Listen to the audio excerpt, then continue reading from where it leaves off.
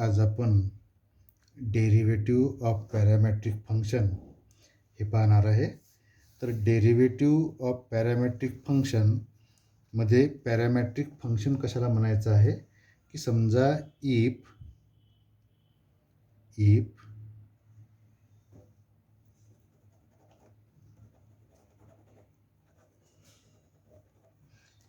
If X and Y,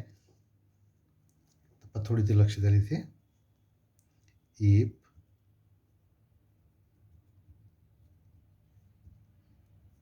x and y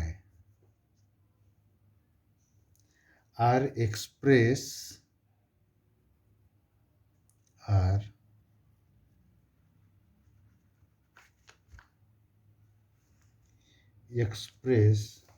as a function of the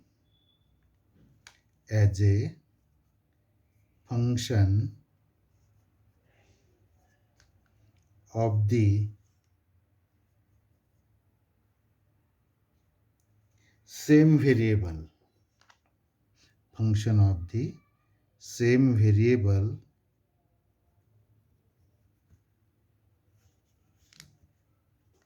say x equal to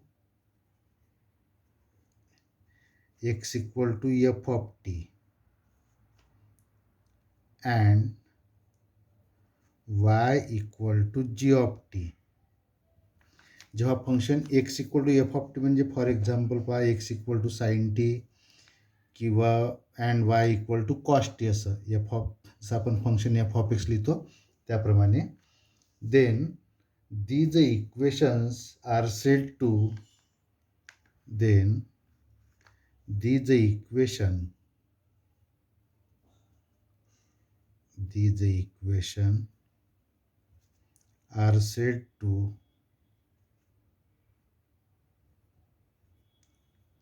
are said to represents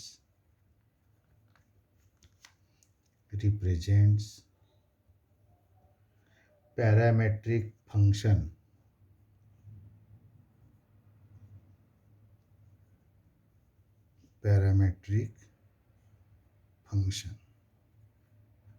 ठीक आहे. आणि यामध्ये जे हे T variable आहे, आता नवीन इंट्रोड्यूस झालं आहे टी व्हेरिएबल याच्यामध्ये, तर याला म्हणायचं parameter, where the variable T is called parameter, where T is a parameter. ठीक आहे. तर याप्रमाणे आपल्याला याला अभ्यास करायचा याचा की if X and Y are express as a function of the same variable, say X equal to F of T and y equal to g of t, then these equation are said to represents parametric function where t is a parameter.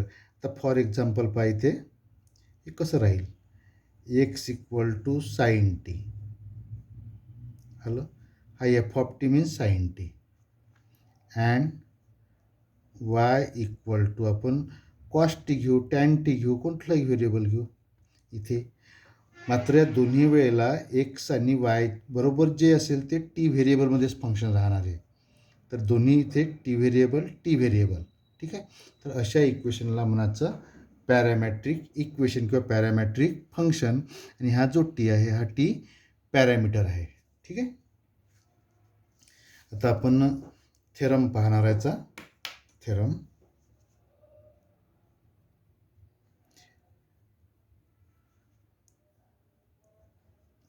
Important मार्काचा थेरमवरती theorem विचारतात कधी कधी. If X and Y are differentiable function of T, if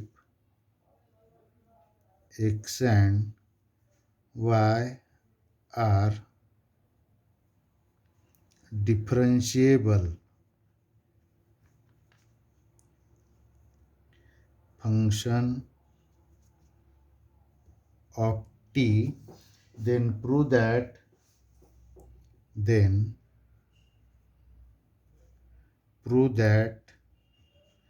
dy by dx is equal to dy upon dt upon dx by dt, where dx by dt not equal to 0. तर हा theorem important आहे. याच्यावरती आपल्याला example विचारले जातात, theorem पण विचारले जातात. तर ते आपण काळजीपूर्वक पाहूया आता. तर जसे आपण डेरिव्हेटिव्हचे थेरम प्रूव्ह केले आहे, अगदी त्याचप्रमाणे याचं प्रूफ घ्यायचं आहे. ठीक आहे. आता याच्यामध्ये व्हेरिएबल किती आहे पहा, एक्स वाय आणि टी. तर यामधला आपण इन्क्रीमेंट कशाने दाखवत असतो नेहमी, delta X, delta Y and delta T. Now let X मधलं increment delta X and delta y be the increment in, हा थेरी पार्ट आपण सगळ्याच थेरममध्ये लिहितो आहे. Let delta X and delta Y be the increment in x and y respectively corresponding to the increment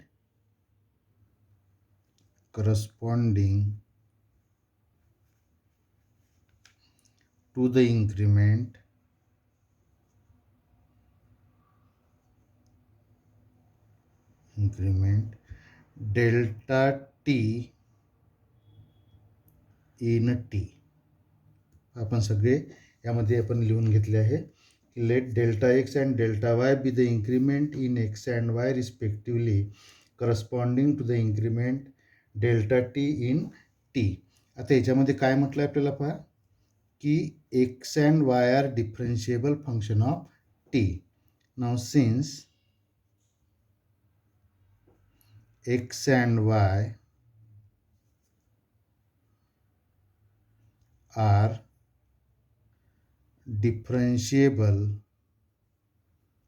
function of T असं म्हटलं आहे.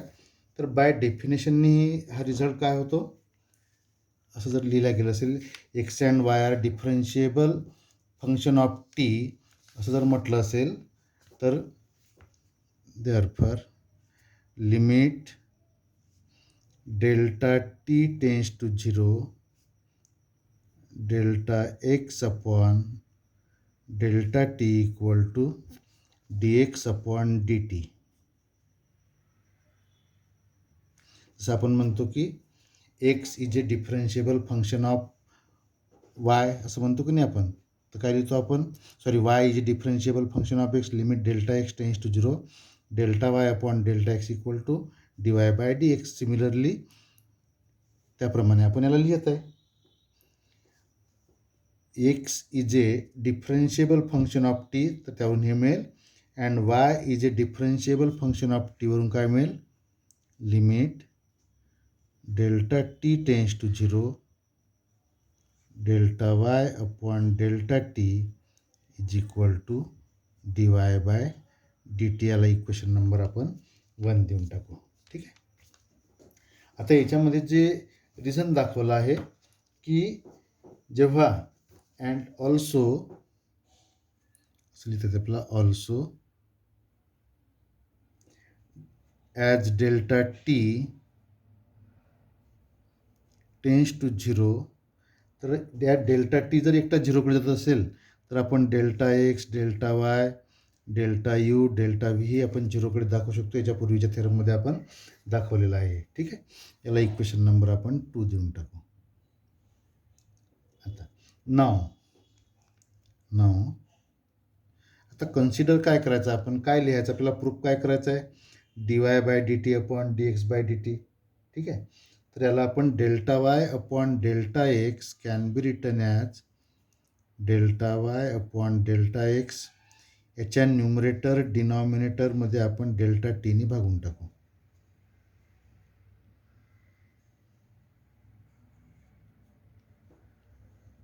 Delta T cancel होईल, delta Y upon delta X राहील. ठीक आहे. आता दोन्ही साईडला आपण लिमिट घेऊ. Now taking limit as delta T tends to 0, now by taking taking limit as delta t tends to 0, both sides we get.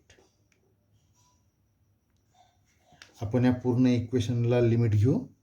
Delta टीनेच किती येईल ते पहा. Limit delta T tends to 0 delta Y upon delta X limit delta T tends to 0 या पूर्णला आपण use करू delta Y upon delta T delta X upon delta T. इथे आपण लिमिट सेपरेट करून देऊ याला.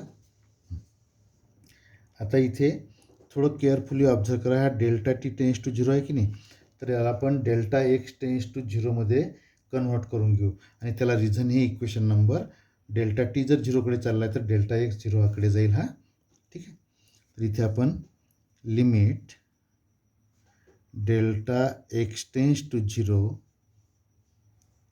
Delta Y upon delta X is equal to limit delta T tends to 0 delta Y upon delta T upon limit delta T tends to 0 delta X upon delta T by equation 2. हा delta T जर 0कडे चालला आहे तर delta x 0कडे जाईल. हा delta टीच्या ऐवजी आपण हा ठेवला. बाय डेफिनेशननं पाहायला होईल तर Y is a differentiable function of X. This gives dy by dx. Limit delta T tends to 0 delta Y upon delta T म्हणजेच होईल Y is a differentiable function of T. This gives dy by dt upon यावरून X is a differentiable function of T म्हणजे येईल dx upon dt. आणि हेच आपल्याला proof करायचं होतं. ठीक आहे. बाय इक्वेशन 1 आणि हेन्स प्रूफ. तर याप्रमाणे इफ इथे कंडिशन लिहितात आपल्याला की डिनॉमिनेटर कुठल्याच परिस्थितीमध्ये 0 नाही पाहिजे, तर डिफाईन होणार नाही. Not equal to 0 and hence proof.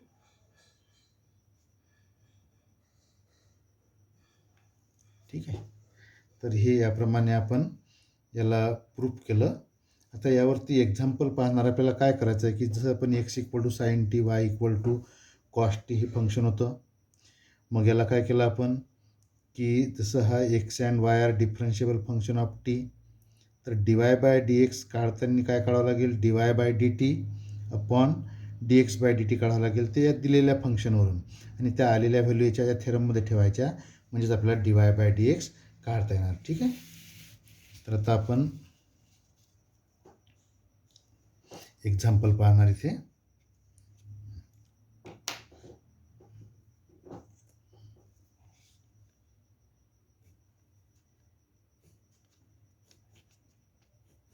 या थेरमला आपण यूज करून एक्झाम्पल पाहणार आहे. Example find dy by dx if हे वरचं हेडिंग कॉमन राहतं त्याचं इक्वेशन नंबर 1 2 3 4 असं देत चालायचं याला. ठीक आहे. तर if X equal to 80² if X equal to 80² and Y equal to twice 80 असं आपल्याला हे एक्झाम्पल दिलं आहे. तर सोल्युशन वी हॅव एक्स किती सांगितलं आहे X equal to 80² and Y equal to twice 80. या दोन्ही इक्वेशन एक्स आणि वायच्या राईट हँड साईडला टी व्हेरिएबल आहे म्हणजेच पॅरामीटर हा टी आहे. इथे समजण्यासाठी लिहितो आपण पॅरामीटर काय इथे टी आणि विथ रिस्पेक्ट टू पॅरामीटरनीच डिफरन्शिएट करायचं. कधी टी राहील, कधी थिटा राहील, तर विथ रिस्पेक्ट टू पॅरामीटर जो असेल त्याने डिफरन्शिएट करायचं. मग याला आपण डिफरन्शिएट करणार, differentiating with respect to T we get dx by D T. किती dx by D T? A constant राहील, विथ रिस्पेक्ट टू टीने डिफरन्शिएट करायचं आहे, तर टी स्क्वेअरची derivative twice T, and D Y by D टीची derivative twice a constant H डीज राहील आणि टीची डेरिव्हेटिव्ह विथ रिस्पेक्ट टू टीने 1 येईल. बट वी नो दॅट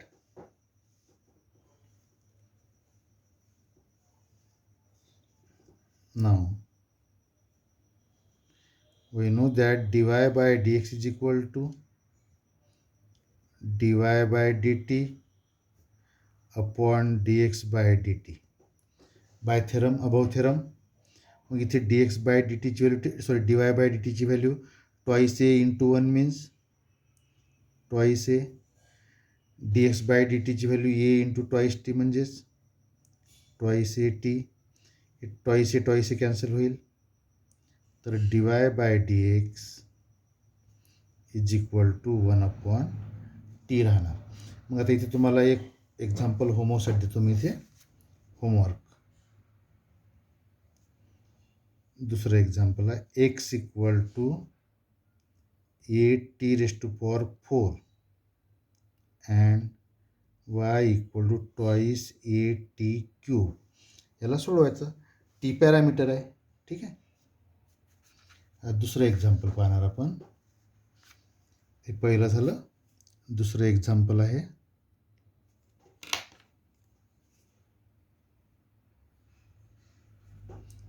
दुसरं example, X equal to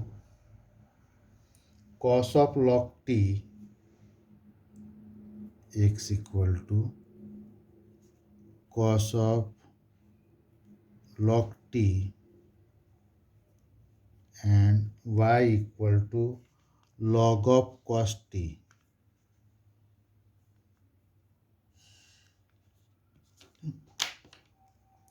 Solution.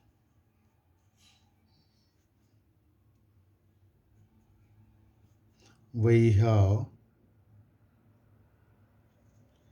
x equal to cos of log t and y is equal to log of cos t. दोन्ही इक्वेशनच्या right hand साईडला कुठला parameter आहे? T. म्हणजेच derivative with respect to parameter, that is derivative with respect to T. Differentiating with respect to T we get dx by D T. Basic formula इथे कुठला लागेल? कॉसचा. We know that derivative of cos is minus sine log T. या log टीमुळे composite function झालं, तर with respect to टीने derivative येणार 1 upon T, and D Y by D T येणार बेसिक फॉर्म्युला लॉगचा, तर 1 अपॉन कॉस टी. या cos टीमुळे कंपोजिट फंक्शन झालं, तर कॉस टीची derivative minus sine T, that is D X by D T is equal to minus sine log T upon T, and D Y by D T is equal to हा minus sine T upon cos T means tan T राहील. Now we know that D Y by D X is equal to D Y by D T, आपण थेरममध्ये prove केला आहे, upon D X by D T. यामध्ये हा value ठेवा. तर D Y by D T किती आहे? Minus tan T upon D X by D T minus sine log T upon T. याला जर आपण क्लिअर केलं तर किती मिळणार? मायनस मायनस कॅन्सल होईल. हा खालचा डिनॉमिनेटरमधला टी वर जाईल तर T tan T upon sine log T. तर हे त्याचा आन्सर राहिला D Y by D X is equal to. ठीक आहे. तर सिमिलरली याप्रमाणे आपण बाकीचे एक्झाम्पल सोडवू शकतो. तर इथे मी तुम्हाला एक होमवर्कसाठी देतो. सेम पॅरलल प्रॉब्लेम आहे. Find D Y by D X. चौथं example. If X equal to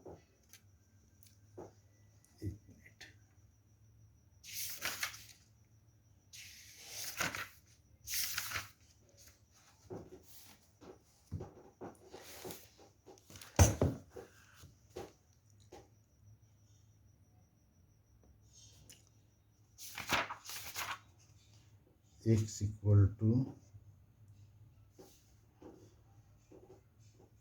cos of log t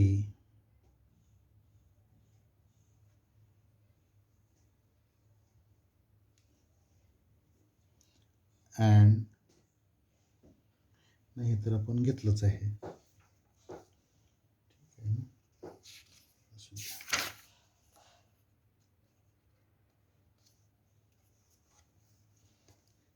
x equal to आपण याच्याऐवजी ए कॉस टी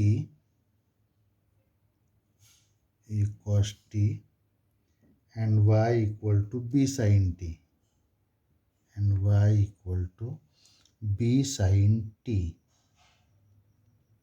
असं घेऊ. ठीक आहे. तर याचं जे ॲन्सर येणार ते minus B upon A cot T minus ज्याचं ॲन्सर जे राहील ते minus B upon A cot T